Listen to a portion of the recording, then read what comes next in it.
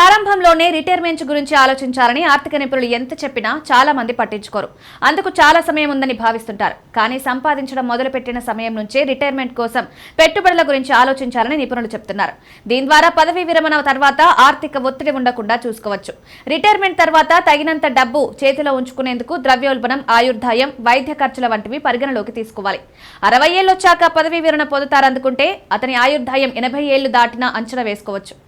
అందుకోసం ఒక 30 ఏళ్ల వ్యక్తి ప్రతి నెల ఎంత పెట్టుబడి పెట్టాలి, రిటైర్మెంట్ తర్వాత ఎదురయ్యే ఖర్చులకు సరిపడా నిధిని ఏర్పాటు చేసుకోవడం ఎలా? 30 ఏళ్ల వయసు వ్యక్తి ప్రస్తుత నెలవారీ ఖర్చులు 30,000 అనుకుంటే సంవత్సరానికి 5% సగటు ద్రవ్యోల్బణం ఉండవచ్చు.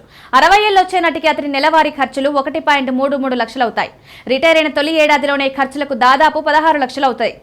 ఆ తర్వాత 80 ఏళ్ల వరకు జీవించి ఉంటాడని అంచనా వేశాం కాబట్టి ప్రతి సంవత్సరం 5% ద్రవ్యోల్బణంతో అతనికి అవసరమయ్యే డబ్బులు 5.3 కోట్లు కావాలి.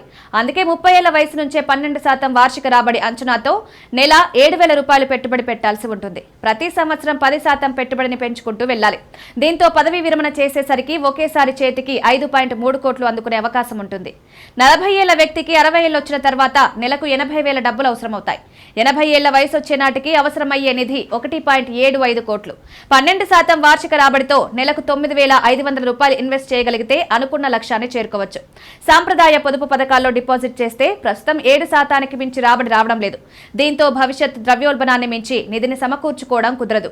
వీటితో పెద్దగా ప్రయోజనం ఉండదని చెప్పొచ్చు. అందుకే mutual fund systematic investment plan సరైన మార్గంగా ఆర్థిక నిపుణులు చెప్తుంటారు.